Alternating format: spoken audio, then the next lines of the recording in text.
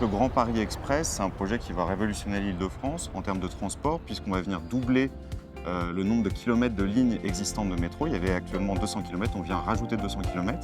La ligne 15, c'est une boucle qui va faire le tour de Paris par la Petite Couronne en desservant toutes ces banlieues et avec des raccordements radio vers toutes les lignes existantes, jusqu'à se retrouver à Saint-Denis-Pleyel, qui est le plus gros hub du Grand Paris Express, dans lequel on retrouvera les lignes 15, 14, 16 et 17. Le site de maintenance de Champigny, il a deux fonctions. Maintenance, donc là c'est la maintenance de tous les trains de la ligne, et la deuxième fonction, c'est le poste de commandement centralisé dans lequel nous nous trouvons actuellement. C'est d'ici qu'on va piloter les trains, mais aussi toute la sûreté des gares et la sécurité incendie des gares. Les grands jalons du projet, donc, quand Spie et De Mathieu sont arrivés, ils ont commencé par une énorme phase de terrassement, avec un enjeu sur le génie civil très important.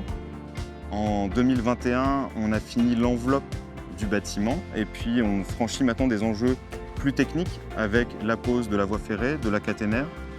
Pour nous, le CEM Champigny, c'est un marché en clos couvert où on réalise à la fois le béton, c'est-à-dire les voiles, les radiers, l'ensemble du génie civil, mais aussi les façades, l'étanchéité en toiture et avec nos partenaires, un certain nombre d'ouvrages à l'extérieur, les voiries, les fondations spéciales et les terrassements. C'est un défi technique parce qu'on mixe la réalisation en fait, de travaux de grosses œuvres avec les travaux de voies ferrées et systèmes. Donc tout ce qui est pilotage des rames sur la totalité de la ligne. Et tout ça en fait dans un environnement qui est très restreint compte tenu du nombre d'entreprises qui sont amenées à intervenir en fait, sur le site. En 2024, on a mis sous tension le bâtiment. Donc on a mis sous tension à la fois la caténaire et tout l'éclairage qu'on voit ici. Et puis là, les enjeux qui sont devant nous, alors qu'on a déjà commencé à franchir, ce sont principalement les essais de la ligne et la réception des trains, puisqu'on reçoit actuellement un train toutes les 2 à 3 semaines sur ce site. Et donc en juillet 2025, on aura les 27 rames qui seront utilisées pour le lancement de la ligne 15 Sud.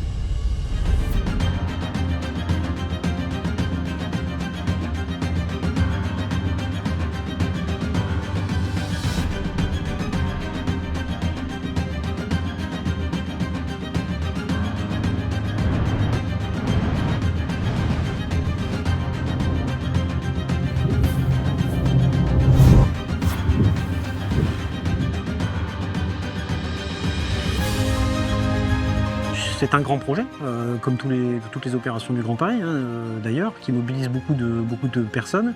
Il a une particularité parce qu'il a combiné plusieurs expertises métiers, passant par le gros œuvre, les systèmes et les aménagements architecturaux. Un des plus grands défis pour nous, ça a été de rester proactif avec le client durant toutes ces années. C'est sûr que sur la durée, ça a été un petit peu plus difficile que sur une opération plus courte.